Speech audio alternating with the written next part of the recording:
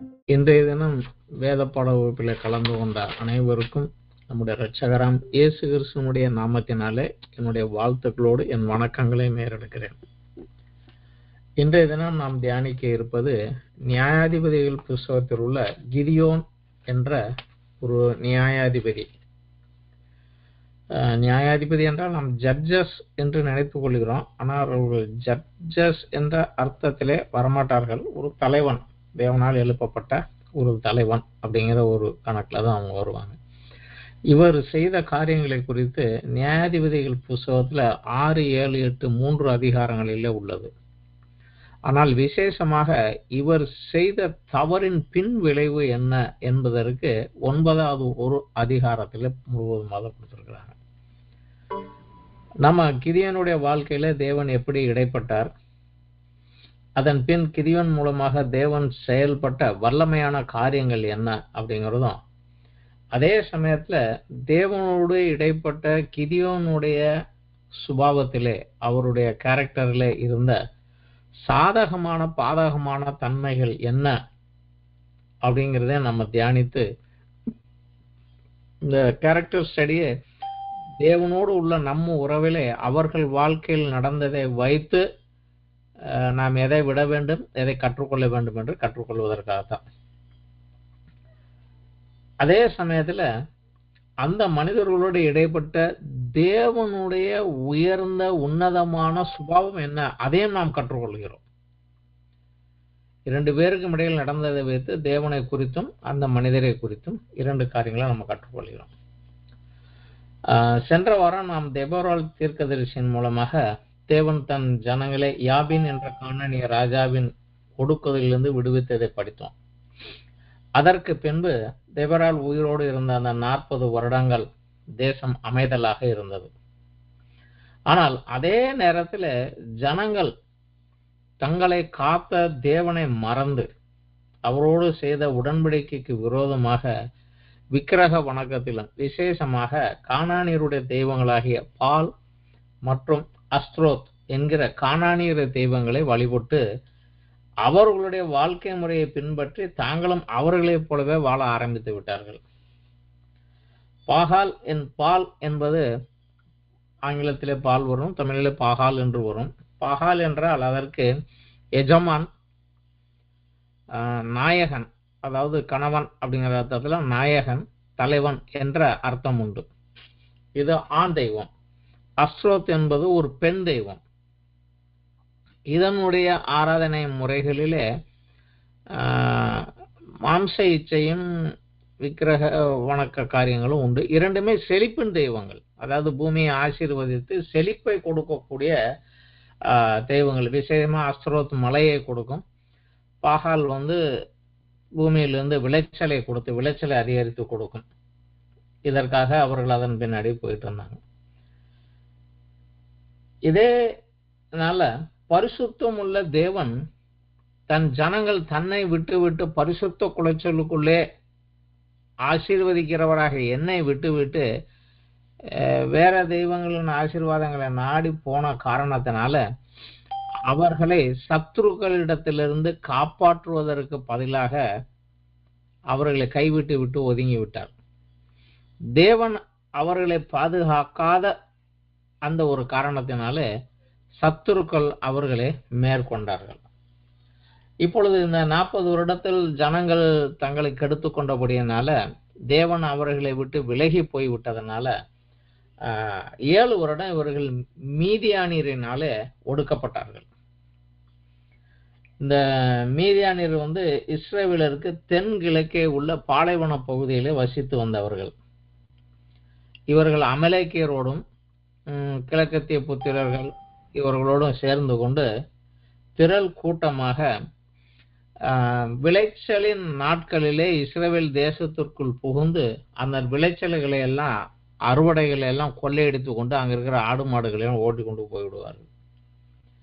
இது இவர்கள் தொடர்ந்து 7 வருடங்கள் இந்த மாதிரியாக செய்து வந்தார்கள். ஸோ இவங்க விளையா வைப்பாங்க, ஆனால் அறுக்கிற நேரத்தில் அவங்க இவங்களை அடித்து போட்டுட்டு அறுத்துட்டு போயிடுவாங்க. இந்த மீதியானியர் மூலமாக இவர்களுக்குள்ளாக இந்த மாதிரி ஒரு பாடல்களுக்குள்ளாக இவங்க கடந்து போகக்கூடிய ஒரு காரியம். 7 வருடங்கள் இஸ்ரவேலரை தொடர்ந்து கொள்ளையிட்டாங்க. அப்ப இஸ்ரவேலர்கள் தேவனை நோக்கி அழுதாங்க, கதறாங்க. அந்த நேரத்துல நம்ம நியாயாதிபதிகள் புஸ்தகத்துல 6வது அத்தியாயத்துல நம்ம பார்க்கலாம். 1 7 வசனங்கள் படிக்கலாம். பின்னும் இஸ்ரவேல் புத்திரர் கர்த்தரின் பார்வைக்கு பொல்லாப்பானதை செய்தார்கள். அப்பொழுது கர்த்தர் அவர்களை 7 வருஷம் மீதியானியரின் கையிலே ஒப்பு கொடுத்தார். மீதியானியரின் கை இஸ்ரவேலின் மேல் பலத்து கொண்டபடியால் இஸ்ரவேல் புத்திரர் மீதியானியரின் நிமித்தம் தங்களுக்கு மலைகள் உள்ள கெவிகளிலும் குகைகளிலும் அரணான ஸ்தலங்களையும் அடைக்கலமாக்கி கொண்டார்கள். இஸ்ரவேலில் விதை விதைத்திருக்கும் போது மீதியானரும் அமலேக்கியரும் கிழக்கத்திய புத்திரரும் அவர்களுக்கு விரோதமாக எழும்பி வந்து அவர்களுக்கு எதிரே பாளையம் இறங்கி காசாவின் எல்லை மட்டும் நிலத்தின் விளைச்சல்களை கெடுத்து இஸ்ரவேலில் ஆகாரத்தை ஆகலாம் ஆடு மாடுகள் கழுதைகளையாவது வைக்காதே போவார்கள். அவர்கள் தங்கள் மிருக ஜீவன்களோடும் தங்கள் கூடாரங்களோடும் வெட்டுக்கிளிகளைப் போல திரளாய் வருவார்கள். அவர்களும் அவர்கள் ஒட்டகங்களும் எண்ணி முடியாததா இருக்கும். இந்த பிரகாரமாக தேசத்தை கெடுத்து விட அதிலே வருவார்கள். ஸோ இது ஒரு 7 வருடங்கள் தொடர்ந்து நடந்ததுனால ஜனங்கள் அலறாங்க. அப்ப ஆண்டவர் அவங்களை காற்றுக்கொள்ள வேண்டும் மன உருக்கத்தோடு, சரி தன் பிள்ளைகள் தவறு செய்தாலும் அவர்கள் படுகின்ற பாடுகளை கண்டு சகிக்க முடியாமல் அவர்களை விடுவிப்பதற்காக ஒரு மனிதனை தெரிந்தெடுக்கிறார். அப்படியாக அவர் தெரிந்தெடுத்த நபர் கிதியோன். இவர் மனாசே கோத்திரத்தில் உள்ள, ஏனென்றால் இந்த தாக்குதலில் அதிகமாக பாதிக்கப்படுகிறது அந்த மனாசே. அவங்க தான் விளை நிலங்கள், மற்றவங்களாம் மலை மேலே குடியேறிட்டாங்க. இவங்க ஏரியாவில் தான் இவங்க அதிகமாக பாதிக்கப்பட்டாங்க. அதனால இந்த மனாசே கோத்திரத்தில் உள்ள அபிஷேரியனான யோவாஸ் அப்படிங்கிறவனுடைய மகன். இவனை தேவன் சந்திக்கிறார்.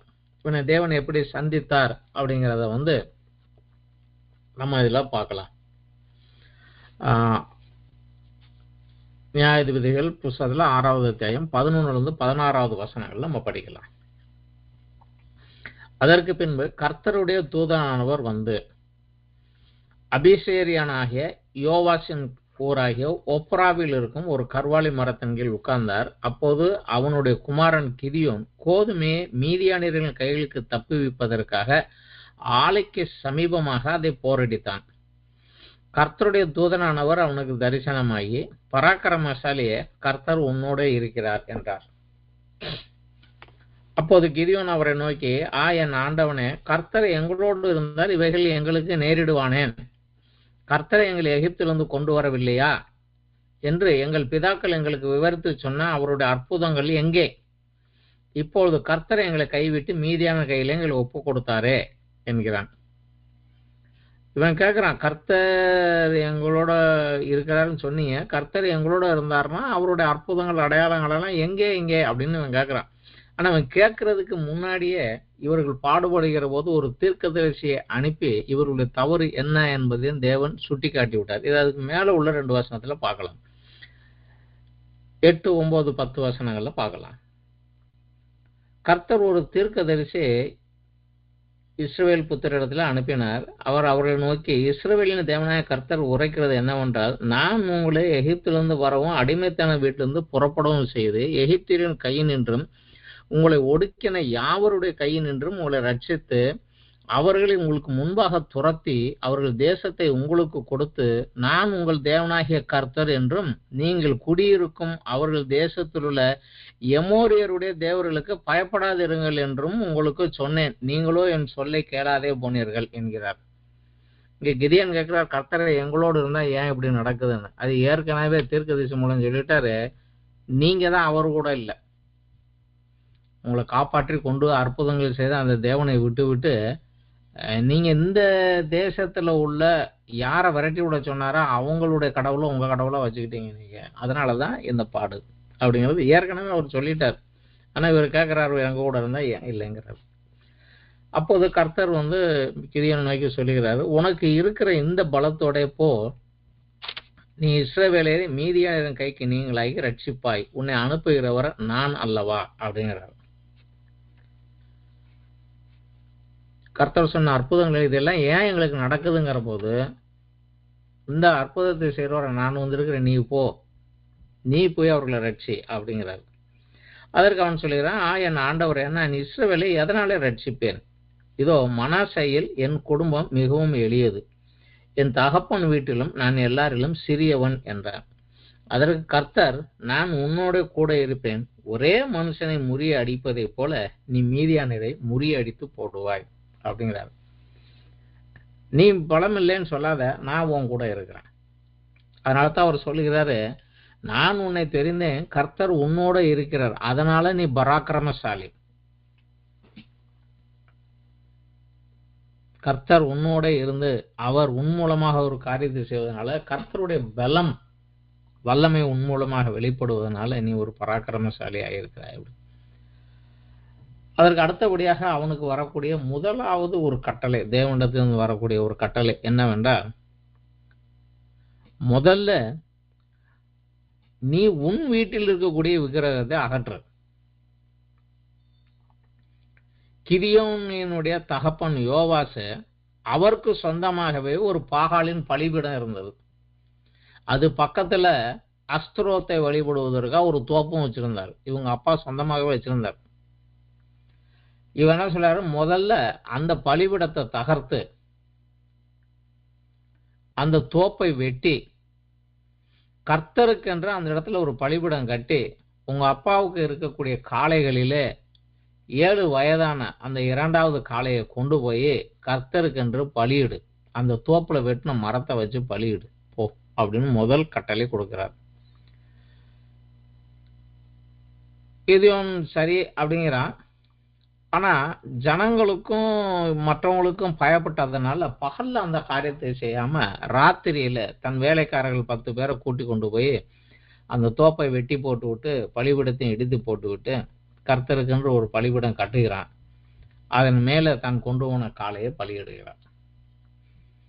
முதலிலே அவன் உள்ள இருந்த அந்த கட்டை உடைச்சிட்டு இங்கிட்டு வெளியே வரணும், அதை சொல்றான். அதை செய்து முடிக்கிறான். இப்ப அடுத்த நாள் ஊரார் பாக்குறாங்க, பலிபீடம் இடிக்கப்பட்டு கிடக்குது, தோப்பு வெட்டி கிடக்குது. ஆனா வேற ஒரு பலிபீடம் கட்டி அதுக்கு மேல பலியிட்டு வச்சிருக்கிறாங்க. உடனே இதை செஞ்சவன் யார், அவனை கொல்லணும் அப்படின்ட்டு தேடி வராங்க. அப்ப தெரியுது, இதை செய்தவன் யோவாசின் மகனாகிய கிதியோன் தான் அப்படின்னு. உடனே அவங்க வீட்டுக்கு அவனை கொல்லணும்னு வருகிற போது, இந்த நேரத்துல கிதியோனுடைய தகப்பன் அவன் சொல்லிடுறான், பாகாலுக்காக நீங்க வக்காலத்து வாங்கிட்டு வரீங்களா? பாகால் கடவுளாக இருந்தா அது இவங்கிட்ட வழக்காடட்டும், என் பலிபீடத்தை ஏன் தகர்த்தா இருந்தா அது இவனை கேட்கட்டும், அது இவங்கிட்ட டீல் பண்ணி நீங்க உங்க வேலையை பார்த்துட்டு போங்கடா அப்படின்னு விரட்டி விட்டுறாரு. அதனாலேயே கிதியோனுக்கு எருபாகால் அப்படின்னு ஒரு பெயர் வேற ஊருக்காரங்க சொல்றாங்க. அவன் கிதியோன்கிற பேரை விட்டுட்டு எருபாகால்னு ஒரு பேர் ஒன்று வச்சிடறாங்க. இதே நேரத்தில் மீதியானியர் அமலேக்கியர் கிழக்கத்திய புத்திரரோட ஒரு திரள் கூட்டமாக, அவங்க யோர்தானுக்கு அந்த பக்கத்துல இருக்கிறவங்க, கிழக்கு பக்கம் இருக்கிறவங்க, இப்ப இவங்க யோர்தானுக்கு மேற்கே இருக்கிறவங்க உள்ளே புகுந்து பழையபடி கொள்ளையடிக்க எழும்பி வருகிறாங்க. இந்த நேரத்துல கர்த்தருடைய ஆவியானவர் கிதியோன் மேலே இறங்குகிறார். இறங்கி அவனை எழுப்பி விட்ட உடனே அவன் உடனடியாக தன் சொந்தத்தில் இருக்கக்கூடிய அபிஷேரியர் அனைவரையும், வாருங்க அவங்களுக்கு விரோதமாக சண்டைக்கு போவோம் அப்படின்னு சொல்லி கிளப்பி கொண்டு பக்கத்துல உள்ள, இதனால் அவர்கள் அதிகம் பாதிக்கப்பட்ட, அவர்களுக்கு மேற்கே வடக்கே இருக்கக்கூடிய ஆசோர், செபுலோன், நப்தலியிலிருந்து ஆட்களையும் அழைக்கிறான். நான் மிதியானுக்கு விரோதமாக யுத்தத்துக்கு போறேன், நீங்களும் கூட வாங்க அப்படிங்கிறான். சரி என்று சொல்லி அவங்க ஒரு கூட்டம் வராங்க. இப்ப 4 கோத்திரம் மட்டும் இது சேர்ந்து போறாங்க. ஆசோர், நப்தலி,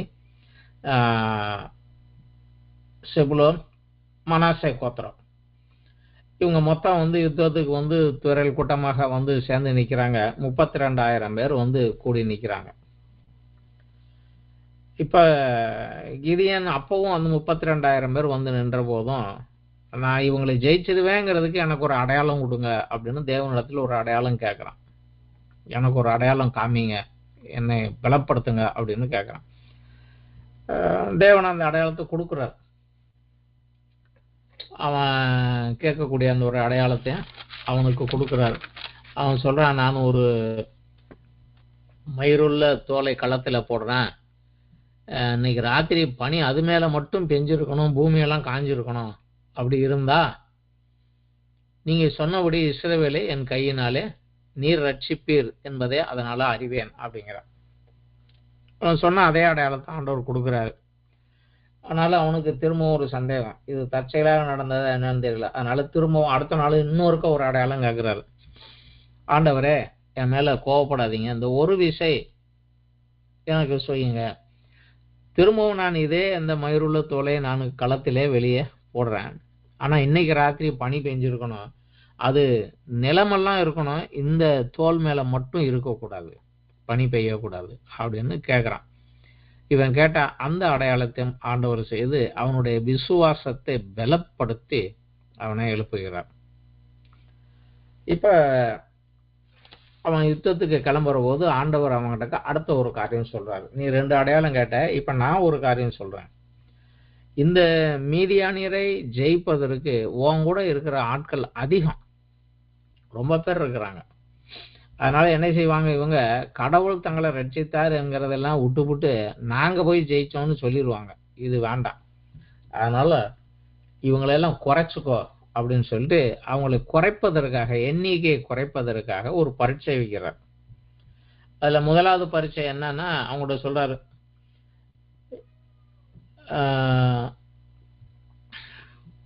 இதை நம்ம 7வது அத்தியாயம் 2-3 வசனத்துல நம்ம படிக்கலாம்.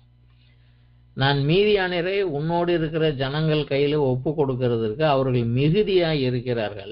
என் கை என்னை ரட்சித்தது என்று இஸ்ரவேல் எனக்கு விரோதமாக வீம்பு பேசுகிறதற்கு இடமாகும். ஆகையால் பயமும் திகிலும் உள்ளவன் எவனோ அவன் திரும்பி கீலேயாத் மலையிலிருந்து விரைவாய் ஓடி போக கடவன் என்று நீ ஜனங்களின் செவியில் கேட்க பிரசித்தப்படுத்து என்றார். அப்போது ஜனத்திலே 22,000 பேர் திரும்பி போய்விட்டார்கள், 10,000 பேர் மீதியாயிருந்தார்கள். சரி, யுத்தத்துக்கு போறோம்ப்பா, பயமும் கொஞ்சம் நடுக்கமும் இருக்கிறவனெல்லாம் ஓடி போயிருங்க, நீ வர வேண்டாம் அப்படின்னு சொல்லி அனுப்பினால, கொஞ்சம் ஃபோர்ஸ் பண்ணி கம்பல் பண்ணதுனால வந்து நின்னவங்க எல்லாம் டக்குன்னு கிளம்பிட்டாங்க. அப்படி கிளம்பி போனவங்க 22,000 பேர், மிச்சம் இருந்தவங்க 10,000 பேர். அப்போ ஆண்டவர் சொல்றாரு, ஜனங்கள் இன்னும் அதிகம்தான், அவங்களுக்கு இன்னொரு பரீட்சை வைக்கிறேன். நான் யாரை உன் கூட வர சொல்றேன்னா அவன் மட்டும்தான் வரணும், நான் யார் உன் கூட வரக்கூடாதுங்கிறோன்னா அவன் உன் கூட வரக்கூடாது, அதனால இன்னொரு பரீட்சை வைக்கிறேன் அப்படின்னு சொல்லிட்டு அவங்கள வந்து தண்ணீர் குளத்துக்கிட்டக்க கொண்டு போய் இவங்களெல்லாம் தண்ணி குடிக்க சொல்லுங்கிறாரு. அதுல கையில தண்ணியை எடுத்து முழங்கால் போட்டு நின்று கையில தண்ணியை எடுத்து வாயால நாக்கால நக்கி குடிச்சவன் கொஞ்சம் பேரு, படுத்து குனிஞ்சு கொண்டே தரையில தண்ணிக்குள்ளேயே வாயை வச்சு குடிச்சவங்க ஒரு கூட்டம். இதுல 2 பிரிக்கிற போது ஒரு 300 பேர் தான் முழங்கால் போட்டு கையை தண்ணியில அள்ளி வாயில வச்சு நாக்கில் அணைக்கி குடிச்சவங்க. ஸோ இந்த 300 பேரை மட்டும் தனியா பிரி, மற்றவங்களெல்லாம் அனுப்பிச்சு விட்டுருங்கிறார். ஆனா இதுல பிரச்சனை என்னன்னா, யுத்தத்துக்கு வந்திருந்தவங்களுடைய சத்துருக்களுடைய சேனைகளின் எண்ணிக்கை சுமார் 1,35,000 பேர். ஆனா தேவன் கிதியோனோடு கொண்டுட்டு போன ஜனங்கள் மொத்தம் 300 பேர் தான். இப்ப கிதியோனுக்கு இன்னமும் ஒரு கலக்கம், 32,000 பேர் வந்த போது கூட அவனுக்கு சந்தேகமா இருந்தது, அடையாளம் கேட்டார். ஆனா இப்ப தேவனை அதையெல்லாம் கழிச்சு விட்டுட்டு 300 பேரை மட்டும் அவன் கூட வச்சுட்டு நீ போ அப்படிங்கிற போது அவனுக்கு கொஞ்சம் கலக்கம்தான். அப்ப ஆண்டவர் என்ன சொல்லுகிறார், அவனுடைய விசுவாசத்தை பலப்படுத்துவதற்காக அவன் கேட்காமலே அவனுக்கு இன்னொரு அடையாளத்தை கொடுக்கிறார். அவர் என்ன சொல்லுகிறாரு, மலை மேல நீங்க இருக்கிறீங்க, கீழே பள்ளத்தாக்குல சத்துருக்கள் இருக்கிறாங்க, இன்னைக்கு ராத்திரியில ரகசியமாக சத்ருவின் பாளையத்துக்கு பக்கத்துல போய் அங்க என்ன பேச்சு நடக்குது அப்படின்னு நைஸாக ஒட்டுக்கு எழுப்போ, தனியா போக பயமா இருந்தும் வேலைக்காரனையும் கூட கூட்டிட்டு போ அப்படிங்கிறார். உடனே அவன் வேலைக்காரனை கூட்டிக் கொண்டு ரகசியமாக போகிறான். அப்ப அங்க இருக்கக்கூடிய ஒரு சத்ருவனுடைய மனிதன் ஒருவன் வந்து நான் ஒரு கனா கண்டேன் அப்படின்னு ஒரு கனவை சொல்லுகிறான். அதுல வந்து கிதியோன் வந்தபோது நம்ம 7வது அத்தியாயத்துல 13வது வசனத்துல பார்க்கலாம். கிதியோன் வந்தபோது ஒருவன் மற்றொருவனுக்கு ஒரு சொப்பனத்தை சொன்னான். அதாவது இதோ ஒரு சொப்பனத்தை கண்டேன், சுட்டிருந்த ஒரு வார்கோதுமை அப்பம் மீதியானியரின் பாளையத்திற்கு உருண்டு வந்தது. அது கூடாரம் மட்டும் வந்தபோது அதை விழத்தள்ளி கவிழ்த்து போட்டது, கூடாரம் விழுந்து கிடந்தது என்றார். அதாவது அப்பங்கிறது நம்ம சப்பாத்தி சைஸுக்கு இருக்கும். அவன் ஒரு சுற்று இருந்த ஒரு அப்பம் வந்து மலை மேலேருந்து உருண்டு வந்தது. அது வந்து நம்ம கூடாரத்தில் முட்டுன போது கூடாரம் கீழே விழுந்து போச்சு, இதை நான் சொப்பனமாக கண்டேன் அப்படிங்கிறான். அப்போது மற்றவன், இது யோவாசின் குமாரனாகிய கிதியோன் என்னும் இஸ்ரவேலனுடைய பட்டயமே அல்லாமல் வேறல்ல. தேவன் மீதியானரையும் இந்த சேனை அனைத்தையும் அவன் கையிலே ஒப்பு கொடுத்தார் அப்படின்னு அதுக்கு ஒரு அர்த்தம் சொல்றான். இதுதான் நம்ம பாஷையில் சொல்ற டாக் ஆஃப் த டவுன் அப்படிங்கிற போது மிக முக்கியமாக ஜனங்கள் எல்லாம் கேட்கக்கூடிய செய்தி. அந்த மாதிரி சொப்பனம் கண்டா அதுக்கு அர்த்தம் சொன்னாங்கிறது தான் அப்ப அந்த சேனைகளுக்குள்ள வேகமாக பரவுது. இதை ஒட்டு கேட்டு கொண்டிருந்த கிதியோன் இப்போது அவன் ஆஹா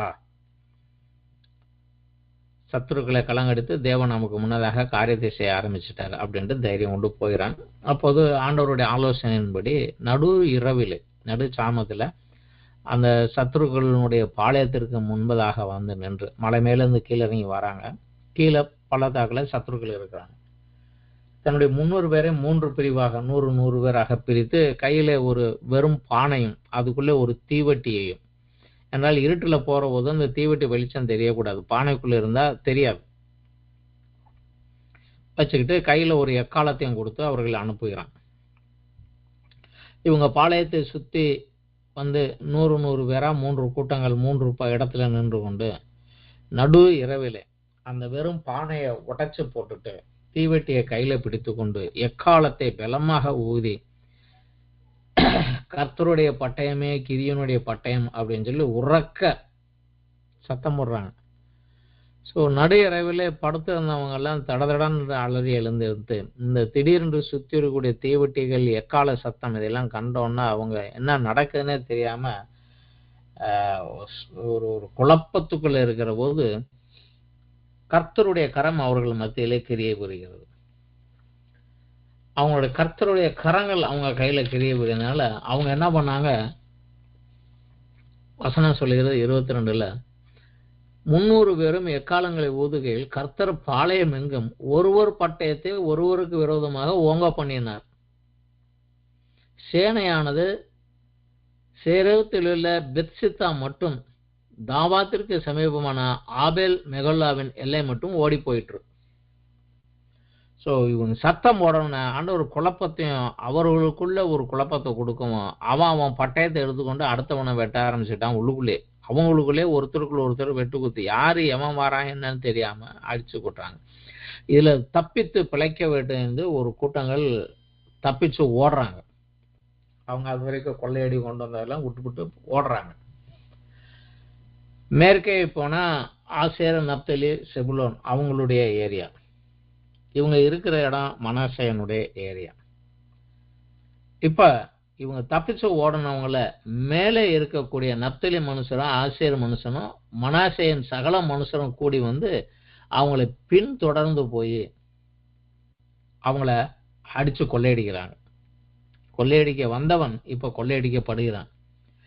இப்போது ஒரு கூட்டம் கீழ்ப்பக்கமாக தெற்கேயும் ஒரு கூட்டம் கிழக்கையும் ஓடுது. கிழக்கே யோர்தானை தாண்டி போனா காத் புத்திரருடைய இடம், அதையும் தாண்டி போனா தான் மீதியானியருடைய சொந்த இடத்துக்கு ஓட முடியும். கீழே தெற்கு வழியாக ஓடினா எப்ராயிம் கோத்திரத்தார் யூதாவுடைய இடம், அது வழியாக வந்து அங்கே இருந்து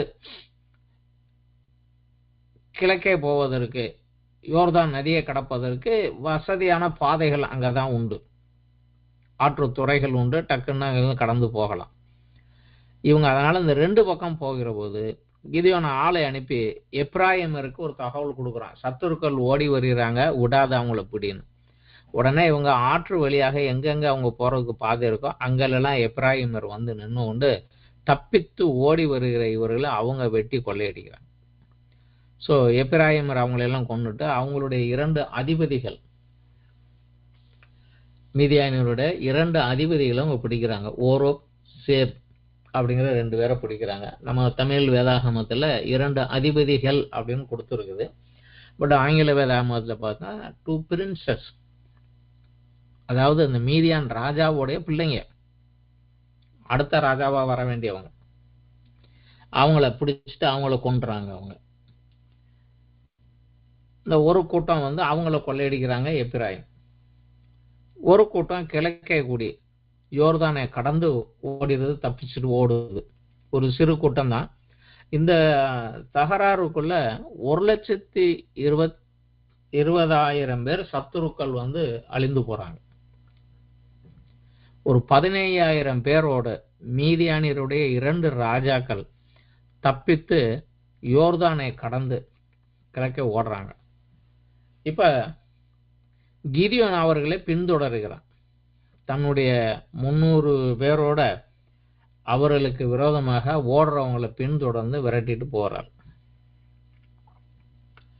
காரணம் என்னவென்றால் இவருக்கு ஒரு செய்தி ஏற்கனவே வந்திருக்குது. இவங்க ஏற்கனவே கிதியோனுடைய ஊராகிய உபரவை தாண்டி தாபோர் மலை அடிவாரத்தில் இருந்த கிதியோனுடைய சொந்த சகோதரர்கள், சொந்தக்காரங்களை அவங்க கொன்னு போட்டாங்க அப்படிங்கிற செய்தி ஏற்கனவே வந்திருக்கு. அதனால இந்த சந்தர்ப்பத்தில் அவனை விடக்கூடாது அப்படின்னு அவனை பின்தொடர்ந்து ஓடுறாரு. ஓடுகிற போது வழியிலே காத் புத்திரருடைய தேசம், அது இஸ்ரவேலுடைய ஒரு கோத்திரமான காத் கோத்திரம் தான். அது வழியாகத்தான் கிதியோன் போறாரு. அப்ப அங்க உள்ள ஒரு பட்டணத்துல இறங்கி போய் அவங்க கேட்குறாரு. நானும் சுக்கோத் அப்படிங்கிற ஊருக்கிட்டக்க உள்ள வராங்க. அந்த ஊருக்கிட்ட வந்தோன்னா சொல்றாரு, நான் வந்து சத்துருக்களை பின்தொடர்ந்து போறோம்ப்பா அந்த ராஜாக்களை பிடிக்க. நாங்கள் ரொம்ப டயர்டா இருக்கோம், நேற்று பூரா யுத்தம் பண்ணி பகலில் பூரா வெட்டிகிட்டே வரோம், சாப்பிடல, எனக்கும் என் கூட வர்றவங்களுக்கும் சாப்பாடு கொடுங்க அப்படின்னு கேட்குறாரு. அவங்க ஆமா ராஜாவெல்லாம் பிடிச்சி கொண்டு வந்துட்டியோ நீயே, உனக்கு எதுக்கிட்ட சாப்பாடு நான் கொடுக்க முடியாது போடான்றாங்க. உடனே ஒரு கோபத்தோட அடுத்த ஊருக்கு போறாரு, பெனுவேல். அங்கேயும் போய் கேட்கவும் அவங்களும் கொடுக்க மாட்டேன்ட்டாங்க. இவர்களும் இஸ்ரவேல் கோத்திரத்தா தான், இஸ்ரவேலர் கொள்ளையிட்டவனை விரட்டிட்டு போறாங்க தான், அவங்களுக்கு உதவி செய்ய அவங்களுக்கு மனசு இல்லை. நீ என்ன பெரிய ஆளை போடா அப்படின்னு விரட்டி விட்டாங்க. சரி ரைட் என்று பசி தாகத்தோட ஓடுகிறாரு கிதியோன். இப்ப கார்கோர் அப்படிங்கிறது மிதியானியருடைய ஊர். அங்க வந்து இந்த 15,000 பேர் வந்து எப்பா நம்ம தப்பிச்சோம்ப்பா, உயிர் பழைச்சு வந்துட்டோம்ப்பா, நம்ம வீட்டுக்குள்ள வந்துட்டோம்ப்பா அப்படின்னு சொல்லி அவங்க ஒரு ரெஸ்டாக ஒரு பயம் இல்லாம இருக்கிற போது கிதியோன் தன் 300 பேரோட அவங்க மேல பாஞ்சு அவங்கள அடித்து வெட்டி அவங்களுடைய 2 ராஜாக்களை பிடிச்சுக்கிறார், உயிரோட பிடிச்சிடறாரு. மீதியானியுடைய ராஜாக்களை பிடித்து விட்டார். அந்த 15,000 சேனையும் கலங்கடித்து விட்டு அந்த ராஜாக்களுடைய ராஜ வஸ்திரம், அவங்களுடைய நகைகள் இவைகளை எல்லாம் கொள்ளையடித்து கொண்டு திருப்பி வருகிறார். இப்போ ஒரு செஞ்ச காரியம்தான் ஒரு சிக்கலான ஒரு காரியத்துக்குள்ள கொண்டுட்டு வருகிறது. முதல்ல இந்த சுக்கோத் பெனுவல் 2 பட்டணத்துக்குள்ளும் உள்ள வந்து அங்க இருக்கிற மனிதர்களை எல்லாம் அடித்து அவர்களை கொன்று அந்த பட்டணங்களை நொறுக்கி போடுகிறார். அடுத்தபடியாக தன்னுடைய கடந்து அந்த 2 ராஜாக்களையும் கொன்று விட்டு, என்னோட பர்சனல் ஒரு வெஞ்சன்ஸ் உண்டு, என்னுடைய சொந்த சகோதரர்களை நீங்க கொன்னுட்டீங்க, அதுக்காகவாவது நான் அவங்களை கொன்னே ஆகணும் அப்படின்னு சொல்லி அவங்கள கொன்னுட்டு ஊருக்குள்ள திருப்பி வராரு. இப்ப இஸ்ரவேல் ஜனங்கள் வந்து அவரிடத்துல ஒரு காரியத்தை சொல்றாங்க. இத வந்து நம்ம 8வது அத்தியாயத்துல நம்ம படிக்கலாம். 22. அப்போது இஸ்ரவேல் மனுஷர் கிதியோனை நோக்கி, நீர் எங்களை மீதியானியரின் கைக்கு நீங்களாக்கி விட்டபடியினால் நீரும் உம்முடைய குமாரனும் உம்முடைய குமாரனின் குமாரனும் எங்களை ஆள கடவீர்கள் அப்படிங்கிறார். அதாவது உங்களை ராஜாவா வைக்கிறோம், நீயும் உன் பிள்ளைங்களும் வம்சமாக எங்க ராஜாவாக இருங்க, எங்களை ஆளுங்க செய்யுங்கிறாங்க. அதற்கு கிதியோன், நான் உங்களை ஆள மாட்டேன், என் குமாரனும் உங்களை ஆள மாட்டான், கர்த்தரே உங்களை ஆளுவாராக என்கிறான். ஒரு நல்ல ஒரு ஸ்டேட்மெண்ட் தான். ஆனா அதை சரியான முறையில அவர் அதை செய்யல. அவர் அடுத்த ஒரு காரியத்தை சொல்லுகிறார். பின்பு கிதியோன் அவர்கள் நோக்கி, உங்களிடத்தில் ஒரு காரியத்தை கேட்கிறேன், நீங்கள் அவரவர் கொள்ளையிட்ட கடுக்கன்களை என்னிடத்தில் கொண்டு வாருங்கள் என்றார். அவர்கள் இஸ்மவேலராயிருந்தபடியால் அவரிடத்தில் பொன் கடுக்கல் இருந்தது. இஸ்ரவேலர் சந்தோஷமாய் கொடுப்போம் என்று சொல்லி ஒரு வஸ்திரத்தை உடுத்தி அவர்கள் கொள்ளையிட்ட கடுக்கன்களை அதிலே போட்டார்கள். 27வது வசனம். அதனாலே கிதியோன் ஒரு ஏபோத்தை உண்டாக்கி அதை தன் ஊரான ஒப்பிராவில வைத்தான். இஸ்ரவேலர் எல்லாரும் அதை பின்பற்றி சோரம் போனார்கள். அது கிதியோனுக்கும் அவன் வீட்டாருக்கும் கண்ணி ஆயிற்று. யுத்தம் வரைக்கும் சரிதான், அதுக்கப்புறம் அவர் பண்ணின காரியம் தான் தப்பு. ஏபோத் என்பது பிரதான ஆசாரியன் பரிசுத்த ஸ்தலத்துக்குள் உள்ளே புகுந்து தேவனை ஜனங்கள் சார்பாக ஆராதிப்பதற்கும் தேவனுடைய சித்தம் கட்டளை என்ன என்று கேட்டுக்கொண்டு வருவதற்கும் தான். இவன் அதே போல் ஒரு ஏபோத்தை, ஆனா ஏபோத்தை நம்ம யாத்ராகமத்துல நம்ம படிச்சு பார்த்தோம்னா மோசேக்கு ஆண்டவர் கட்டளையிடுகிற போது அந்த ஏபோத் எப்படி இருக்க வேண்டும் அப்படிங்கிறார். அதை செய்வதற்கு பொன் இலையினாலே நீல நில நூலினாலும் ரத்தாமர ஆடைகளினாலும் ஒரு அலங்காரமான ஒரு ஆடை. அதை போட்டுட்டு வந்தோன்னா இவன் அதை கொண்டு தன் ஊர்ல வச்சுக்கிறான். இதை மற்றவங்க எதுக்கு பண்ணுவான்னா, நம்ம பாஷையில சொல்லுகிற போது ஒரு அருள் வாக்கு கேட்கறதுக்கு அப்படின்பாங்க, குறி கேட்கறதுக்கு, மேலே இருந்து அவருடைய குரலை கேட்பதற்கு அப்படின்னு விக்கிரக வணக்கத்துல இதை உபயோகப்படுத்துவாங்க. அதை போல இதை உபயோகப்படுத்த ஆரம்பிச்சிட்டான். ராஜாவாக இருக்க மாட்டேன்ட்டான், ஆனா தன்னை ஒரு ஆசாரியனாக உருவாக்கி கொண்டான். சிலோவாமிலே இருக்குது, கர்த்தருடைய ஆலயம் இருக்குது, அங்க ஒரு பிரதான ஆசாரியன் இருக்கிறான். ஆனா இவன் இங்க ஒரு காரியத்தை செய்தான். இதை வைத்துக்கொண்டு ஜனங்கள் அங்க குறி கேட்கறதற்கும் இது கேட்கறதற்கும் எங்களோட பிரச்சனைகளை கேட்கறதுக்கும் வருவாங்க. அது கிதியோனுக்கும் அவன் வீட்டாருக்கும் கன்னியாகி போய்விட்டது. இப்ப இதோட மட்டுமல்லாமல் பிற ராஜாக்கள் எப்படி வாழ்வார்களோ அதே போல ஒரு ராஜ நடையிலே வாழ ஆரம்பித்து விட்டார். ராஜாக்களை போல அநேகம் பெண்களை இவன் கல்யாணம் பண்ணிட்டான். எல்லா பெண்கள் மூலமாக இவனுக்கு மொத்தம் 70 பிள்ளைங்க இருந்தாங்க. 70 சில்ட்ரன்ஸ் இருந்தாங்க. ஒரே மனைவி கிடையாது, அநேக மனைவிகள் மூலமாக 70 பிள்ளைங்க இருந்தாங்க. அது மாத்திரம் இல்லாம இவன் சீகேம்ங்கிற ஒரு பட்டணத்துக்கு அவன் போகிற போது, சீகம் என்றால் நம்ம எல்லாருக்கும் நன்றாகவே தெரியும். யாக்கோபு தன் பிள்ளைகளோடு அங்க தங்கி இருக்கிற போது யாக்கோபுடைய மகள் தீனால் போய் அங்க தீட்டாகி போய் அதன் நிமித்தமாக லேவியும் சிமியோன்னு அந்த பட்டணத்தை அழித்து போட்ட அந்த பட்டணம் இது இப்பொழுது யோசுவாவின் மூலமாக இஸ்ரவேலர்கள் கையில வந்துருச்சு. அங்க இருக்கிற பட்டணம் இவங்க கையில கொடுக்கப்பட்டதான். ஆனாலும் அங்க இன்னமும் அந்த பழைய ஆளுங்க கொஞ்சம் பேர் இருந்தாங்க. சீகேமுடைய ஜனங்களில பழைய ஆளுங்கள கொஞ்சம் பேர் இன்னமும் அங்க இருந்தாங்க. ஏன்னா சத்துருக்களை சுத்தமாக இஸ்ரவேலர்கள் விரட்டி அடிக்கல. அதனால அந்த பட்டணத்துக்கு போன போது அந்த பட்டணம் விசேஷமாக என்னவென்றால், யோசுவா இந்த தேசங்களை பங்கிட்டு கொடுத்த போது லேவியருக்கென்று கொடுத்த பட்டணம் அது. ஆனால் அங்க லேவியன் யாருமே இல்லை. லேவியருக்கென்று கொடுத்த பட்டணம், அதுல வேற ஆளுங்க தான் இருந்தாங்க, பழைய ஆளுங்க இருந்தாங்க, இஸ்ரவேலர் கொஞ்சம் பேர் இருந்தாங்க. அந்த லேவியனுக்குரிய கனமும் மரியாதையும் அவனுக்குரிய ஸ்தானமும் கொடுக்காததுனால அது போச்சு. ஆனா விசேஷமாக அந்த ஊர்ல என்ன இருந்ததுன்னா, பாகால் பேரித் அப்படிங்கக்கூடிய பாகாலுடைய ஒரு ஆலயம், ஒரு கோயில் அங்க இருந்தது. தலைகளாக மாறி போச்சு.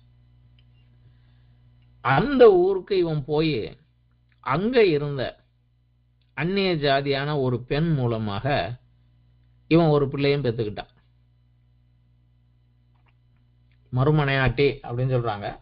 இத லேட்டஸ்ட் லாங்குவேஜ் சொன்னோம்னா செக்ஸ் பார்ட்னர், அதாவது வேசியை போல காசுக்கு வரவங்க, அது வைப்பாட்டியை போல அப்படின்னு சொல்லுவாங்க. அந்த மாதிரி ஒன்றை வச்சுக்கிட்டு அவன் மூலமாக ஒரு ஆண் குழந்தை பிறகுறது.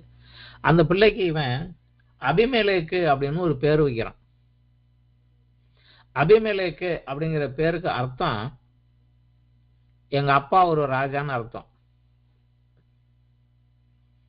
சன் ஆஃப் அ கிங் அப்படின்னு அர்த்தம். அப்ப அவனுடைய நோக்கங்கள், அவனுடைய வாழ்க்கை முறைகள் எல்லாம் எப்படி மாறி போச்சு நீங்க பார்க்கலாம். அதற்கப்புறம் கிதியோன் ஒரு 40 வருஷம் இருந்தாரு. அவர் இருந்த வரைக்கும் மீதியானர் யாரும் இங்க வரல. ஏன்னா அவர் பெரிய ஆள் இருக்கிறாரு அப்படின்னு வரல. தேசம் கொஞ்சம் அமைதலாக சத்ருவின் ஒடுக்கல் இல்லாம இருந்தது. ஆனா அந்த 70 வருஷத்துக்கு அப்புறம் தேசத்தை நாசம் பண்ணுவதற்கு என்ன செய்யணுமோ அதையெல்லாம் கிதியோன் நாங்க கிட்டத்தட்ட செஞ்சுட்டார். நானும் உங்களை ஆள மாட்டேன், என் பிள்ளைகளும் உங்களை ஆள மாட்டார்கள் அப்படின்னு சொல்லிட்டாரு. ஆனா 9வது அத்தியாயத்துல 2வது வசனத்துல பார்த்தா இந்த அபிமெலேக்கு தன்னுடைய ஆட்களை பார்த்து ஒரு வார்த்தை கேட்கிறார். அது சொல்லாரு, எருபாகாலின் குமாரர் 70 பேராகிய எல்லாரும் உங்களை ஆளுவது உங்களுக்கு நல்லதோ அப்படிங்கிறார். ஆள மாட்டாருன்னு சொன்னாங்க ஒழிய கிட்டத்தட்ட ஒரு ராஜாக்களை போல அவங்க நடந்துக்கிட்டாங்க. ஆளுகை செய்கிறவர்களாக இவங்க கண்ட்ரோல்ல கொண்டு வர்றவங்களா தான் இருந்தாங்க. இப்ப இந்த அபிமெலேக்கு அவன் என்ன பண்றான், அந்த பட்டணத்துக்கு போய் சீகேம் பட்டணத்துக்கு போய் ஒரு வார்த்தையை கேட்கிறான். 9வது அத்தியாயம் 1-2 எருபாகாலின் குமாரன் அபிமெலேக்குக்கு சீகேமில் இருக்கிற தன் தாயின் சகோதரரிடத்திற்கு போய், அதாவது அவங்க மாமா கிட்டக்கு போய் அவர்களையும் தன் தாயின் தகப்பனுடைய வம்சமான அனைவரையும் நோக்கி, அவங்களுடைய தாயின் தகப்பனுடைய வம்சம்னா அவங்க பழைய அந்த சீகேம் பட்டணத்தில் இருந்த பழைய குடிகள், இஸ்ரவேல் கோத்திரத்தார் அல்ல. எருபாகாலின் குமாரர் 70 பேராகிய எல்லாரும் உங்களை ஆளுவது உங்களுக்கு நல்லதோ, ஒருவன் மாத்திரம் உங்களை ஆளுவது உங்களுக்கு நல்லதோ என்று நீங்கள் சீகேமில் இருக்கிற சகல பெரிய மனிதர் காதுகளும் கேட்க பேசுங்கள். நான் உங்களின் எலும்பும் உங்களின் மாம்சமானவன் என்று நினைத்து கொள்ளுங்கள் அப்படிங்கிறான். ஒரு கலகத்தை உண்டாக்குறான். அந்த 70 பேர் உங்களுக்கு மேல இருக்கிறதா, இல்ல நான் ஒருத்தனே, நான் உங்காலு அதை நினைச்சுக்கோங்க அப்படின்னு நாசுக்காம பேசுறான். அவன் சொன்னதை கேட்டு அந்த பெரிய மனுஷங்கள்லாம் அதுல இருக்கக்கூடிய பெரிய மனிதர்கள் காதுகள் கேட்க அதை சொல்கிறாங்க. அந்த பெரிய மனிதர்கள் எல்லாம் இஸ்ரவேல் வம்சத்தை அங்க குடியேறின கொஞ்சம் பேர் தான். சீகேமுடைய ஆளும் இவங்களும் மிக்ஸ் ஆகி அங்க உட்கார்ந்து இருந்தாங்க. ஸோ அவங்க எல்லாம் பார்த்து, சரிதான் 70 பேர் நம்ம மேல இருக்கிறது போல ஒருத்தன் மட்டும் இருந்தானே பரவாயில்ல, அவன் நம்ம ஊருக்காரன், நம்ம ஜாதியா, நம்ம ஊருக்காரன் அப்படின்னு அவங்க ஒரு கணக்கு பண்றாங்க. அதன் நிமித்தமாக அவனுக்கு ஒரு கோயில் இருக்கிற காசை எடுத்து, அங்க இருக்கிற பாகால் பேரித் அப்படிங்கிற கோயில் இருக்கிற, பாகால் அப்படின்னாலே நாயகன் தலைவன், பாகால் பேரித் என்றால் உடன்படிக்கையின் நாயகன் அர்த்தம். அதாவது இவங்க அதோட ஒரு அக்ரிமெண்ட் போட்டிருக்காங்க, நீ எங்களை ஆசீர்வதியை நான் உங்களுக்கு செய்வேன்னு சொல்லி. அங்க இருந்து அந்த கோயில் உண்டியில இருந்து காசை எடுத்து ஒரு 70 வெள்ளி காசை கொடுக்குறாங்க. அதை வைத்துக்கொண்டு இவன் கொஞ்சம் இந்த ரவுடிகள், பொறுக்கைகள், இந்த மாதிரி ஆளுங்களை எல்லாம் சேர்த்து வச்சு ஒரு சிறிய ஒரு கூட்டத்தை இவனுக்கு உண்டாக்குறான். தன் தகப்பனுடைய ஊரான ஒப்ராவுக்கு போய் தன்னுடைய தகப்பனுக்கு பிறந்த 70 குமாரரையும் பிடித்து அங்க கொலை செய்கிறான். ஒருத்தன் மட்டும் தப்பிச்சு போயிட்டான், ஒருவன் மட்டும் தப்பிச்சு ஓடி போயிட்டான். மிச்ச பேரெல்லாம் கொலை பண்ணிட்டு, இப்ப அந்த அப்பாவுடைய பிள்ளை நானு, இனிமே நான் தான் ராஜான்னு இவன் ராஜாவாகி 3 வருடங்கள் தன்னைத்தானே ராஜாவாக நியமித்து கொண்டு 3 வருடங்கள் இவன் ஆளுகை செய்கிறான். பின்னாடி தேவன் அவனை நியாயந்திருக்கிறதுனால யார் இவனுக்கு ராஜாவாக எழுப்பி இவனுக்கு கொண்டு வந்தாங்களோ அவங்களுக்கும் இவனுக்கும் இடையிலே ஒரு விரோத மனப்பான்மை உருவாகுது. அவங்க இவனுக்கு விரோதமாக, இவன் அவங்களுக்கு விரோதமாக செயல்பட்டு ஒருவரை ஒருவரை அழித்து கொண்டு செத்து போறாங்க. இதுதான் அந்த 9வது அத்தியாயம் பூரா நமக்கு வரக்கூடிய ஒரு கதை. இதுல நம்ம அந்த கிதியோனுடைய வாழ்க்கையிலிருந்து நாம நமக்கு கற்றுக்கொள்ள வேண்டிய காரியங்கள் என்ன அப்படிங்கிறத நம்ம பார்க்கலாம். தேசம் 40 வருஷம் அமைதியா இருந்தது, வாசம்தான். ஆனாலும் அடுத்ததும் சத்துருக்கள் வருவதற்கு மேற்கொள்வதற்கு என்ன செய்யணும்னு செஞ்சுட்டாங்க. இந்த கிதியோன் மோசேயை போலவே அழைக்கப்பட்டான். தேவன் தரிசனமாகி அழைத்தார். மோசேக்கு தரிசனம் கொடுத்தவன் அழைத்தது போல இவனுக்கு ஒரு தரிசனமாகி அழைத்தார். மோசே எப்படி ஒரு ரட்சகராக ஜனங்களை விடுவிக்கிறவரை அழைத்தாரோ அதே போலவே இந்த தன்னுடைய சொந்த ஜனங்களை மீட்டு விடுவிக்கும்படி ஒரு ரட்சகனாக அவனை அழைத்தார். நான் சொன்ன காரியத்தை நீ செய்கிற வரைக்கும் நான் உன்னோட கூட இருப்பேன் என்று வாக்கும் கொடுத்தார். கூட இருந்தார் யுத்தத்திலே. அவன் விசுவாசத்தை பலப்படுத்துவதற்காக அற்புதமாக அடையாளமும் கொடுத்தார். அப்பவே அவரை கேட்கறது நீர் தான் எப்படின்னு எனக்கு தெரியும், ஒரு அடையாளம் கொடுன்னு கேட்கறான். அவர் சொல்ற போதே சரி ஒரு காணிக்கை கொண்டு வர்றேன்னு சாப்பாடு கொண்டு வந்து கொடுக்குறான்.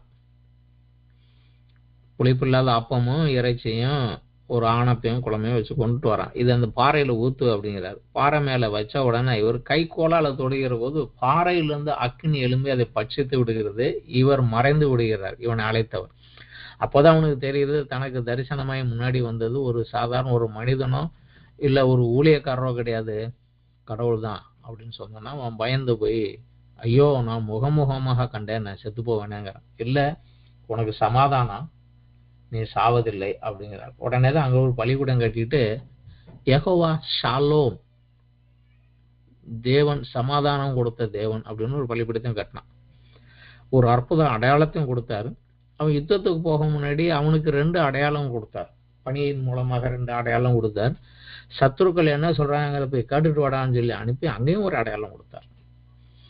சோ இந்த அளவுக்கு தேவன் அவனோடு அவன் பலவீனத்திலே ஒரு பயனாங்குழியாக பலவீனமா இருந்தவனை பலப்படுத்தி எழுப்பி ஒரு பெரிய வீரனாக எழுப்பி அவனை உபயோகப்படுத்தினார். எரிகோவை யோசுவா வீழ்த்திய அதே முறையிலே மீதியானரை இவனை கொண்டு ஜெயிக்க முடியாக உபயோகப்படுத்தினார். எரிகோவை சுத்தி வந்து எக்காலம் ஊதுனாங்க, கோட்டை இடிஞ்சு விழுந்தது, இவங்க உள்ள போய் கொள்ளையடிச்சாங்க.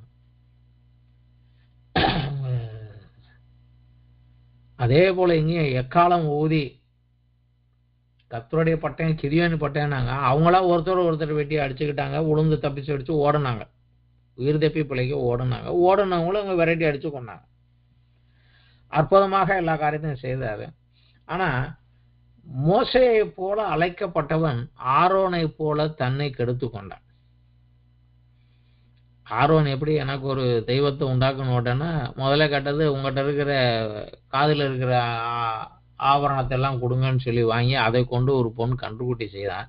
இவன் அவங்க கொள்ளையடிச்சதுல இருக்கிற கடுக்கனை எல்லாம் கொடுங்கன்னு கேட்டு வாங்கி ஒரு ஏபோத்தை தயார் செய்து தன்னை ஒரு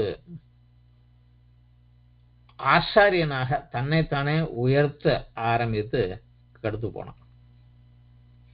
ஜனங்களை மாம்சத்திற்குரிய ஒரு விடுதலையை சரீர பிரகாரமான விடுதலையை கொடுத்து விட்டு ஆவிக்குரிய ஒரு அழிவுக்குள்ளாக அவர்களை வழி நடத்திட்டு போயிட்டான். சோ செய்ததனுடைய விளைவை அவனை கருத்து போட்டான். இன்னொரு காரியம், ஒரு கோபம் எரிச்சலினாலே தனக்கு சாப்பாடு கொடுக்கல அப்படிங்கிற ஒரே காரணத்தினால சத்துருவை ஜெயித்து திரும்பி வருகிற போது அந்த பட்டணத்து மக்களை கொன்று அந்த பட்டணத்தை எடுத்து போட்டான். அவன் காப்பாற்றுவதற்காக ரட்சிப்பதற்காக அவன் அழைக்கப்பட்டவன். மோசேயுடைய காலத்தில் கூட பார்க்குறான், ஜனங்கள் நிறைய நேரத்தில் அவனுக்கு விரோதமாக கல்லறிய வர்றாங்க. அப்பாவும் அந்த ஜனங்களுக்காக மோசே தேவனுடைய சமூகத்தில் அழுது மன்றாடி அவர்களுக்கு மன்னிப்பை வாங்கி கொடுத்தான். ஆனா இவனும் தனக்கு சாப்பாடு கொடுக்கலன்னு சொன்ன உடனே உலக பிரகாரமான மனிதர்கள் செய்வதை போல அவர்கள் மேல பாய்ந்து அவங்களை எல்லாம் கொண்டு போட்டான். இவரெல்லாம் காத் வம்சத்தை சேர்ந்தவங்க, இஸ்ரவேலுடைய ஒரு கோத்திரத்தை சேர்ந்தவங்க தான். ரட்சிக்கும்படியாக காக்கும்படியாக அழைக்கப்பட்டவன் அவர்களை கொன்று ஒரு உலக பிரகாரமான ஒரு மனிதனை போல அவன் நடந்து கொண்டான். நானும் என் குமாரனும் உங்களை ஆள மாட்டோம்னு சொன்னா தன்னைத்தானே ஆசாரியனாக உயர்த்தினான். ஆனால் அவன் 70 குமாரர்கள் மூலமாக அவர்களை ஆளுகை செய்தான். இன்றைக்கும் ஊழியத்துக்கு அநேகர் எழும்புகிற நமக்கு இதுல அநேக பாடங்கள் நம்ம கற்றுக்கொள்ள வேண்டிய காரியங்கள் உண்டு. பிற ராஜாக்கள் செய்வதை போல அநேக பெண்களை திருமணம் செய்தான். ராஜாக்கள் தான் அப்படி செய்வாங்க. அநேக பெண்களை திருமணம் செய்தான். அநேக பிள்ளைகள் அவனுக்கு 70 பிள்ளைங்க பெற்றாங்க. ஸோ இந்த 70 பேரையும் இவன் வைத்துக்கொண்டு ஒரு குரூப்பாக, அதாவது இந்த எனக்கு பின் இவர்கள் எல்லாம் உங்களை ஆளுவார்கள் அப்படிங்கிற மாதிரி அவர்களை கொண்டு ஒரு காரியத்தை செய்தார். அநேக மனைவிகள் இருந்த போதும் கூட ஒரு அந்நிய ஜாதியான ஒரு பெண்ணிடத்தில் ஒரு பிள்ளையை பெற்றுக்கொண்டு தன் அழிவுக்கு வித்தை அங்கேயே வைத்து கொண்டு அவனுக்கு அபிமேலேக்கு ராஜாவுடைய பிள்ளைன்னு அவனுக்கு பேரை வச்சு சிறு வயதிலிருந்து அவனே அந்த ராஜா பிள்ளை நீ ராஜாவா வரணுங்க மாதிரி ஒரு தப்பான ஒரு காரியத்தை அவன் மனதுக்குள் கொண்டு வரக்கூடிய காரியத்தை செய்தான்.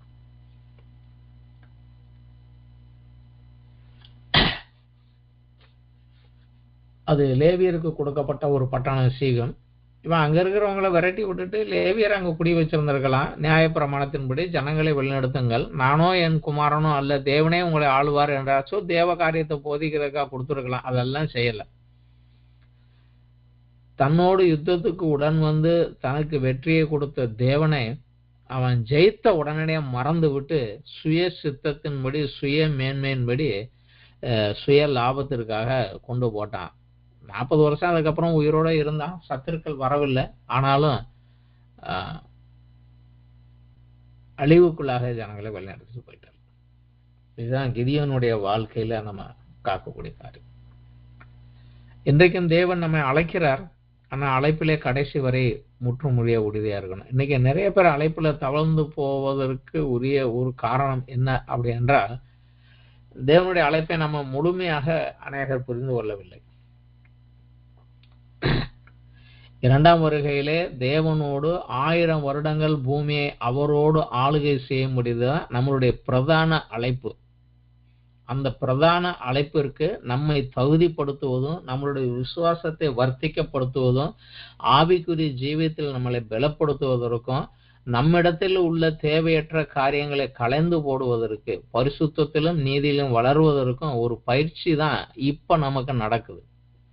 நம்மளுடைய உண்மையான வேலை அங்கதான். ஆனா இதுல நம்ம தவறுகிற போது அதை இழந்து விடுவோம். அதை இழந்து விடுவோம்ல, ஆத்மாவே இழந்து போயிடும், அழிவுக்குள்ளாக போயிடும். இதை இந்த காரியங்களிலிருந்து இவருடைய வாழ்க்கையிலிருந்து நம்ம அதை கற்றுக்கொள்ளலாம். பரிசுத்தமும் தேவனுக்கு கீழ்ப்படிதலும் தேவனை உயர்த்துவதும் சுய லாபத்துக்காக அதிலிருந்து எடுக்காம நம்ம போக வேண்டியது கிதியோனுடைய வாழ்க்கையிலிருந்து வெற்றி பெற்றாலும் ஒரு மிகப்பெரிய தோல்விகள் போனாலும் நம்ம கற்றுக்கலாம். இதுல இருந்து கிதியோனுடைய வாழ்க்கையிலிருந்து கிதியோனுடைய குணநலையை மாத்திரம் கிடையாது, அவனோடு இடைப்பட்ட இந்த சம்பவத்திலிருந்து தேவனுடைய சில உயர்ந்த குணநலங்களையும் நம்ம கற்றுக்கொள்ள வேண்டியது அவசியம். தன் ஜனங்கள் உடன்படிக்கையை மீறி தன்னை விட்டு விட்டு வேறு தெய்வங்களுக்கு பின்னாடி சென்று அதன் விளைவாக பாடுகள் கஷ்டங்களுக்குள் செல்லும் போது கூட அவர்கள் மேல மன உருக்கத்தோடு இறங்கி கிருபையுடன் அவர்களை ரட்சிப்பதற்கு மனமுள்ள தேவனாகவே இன்றும் நமது தேவன் இருக்கிறார்.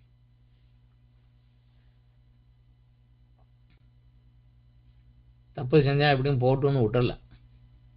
ஏன்னா சிருஷ்டித்தவர் தகப்பனுடைய ஸ்தானத்தில் தேவன், அதனால ஒரு தகப்பனாகவும் நமக்கு இருந்து அந்த மன உருக்கத்தோடு கிருபையோடு நமக்காக இறங்குகிற தேவனாக இருக்கிறார். அந்த தேவனை நம்ம உயர்த்தோம்.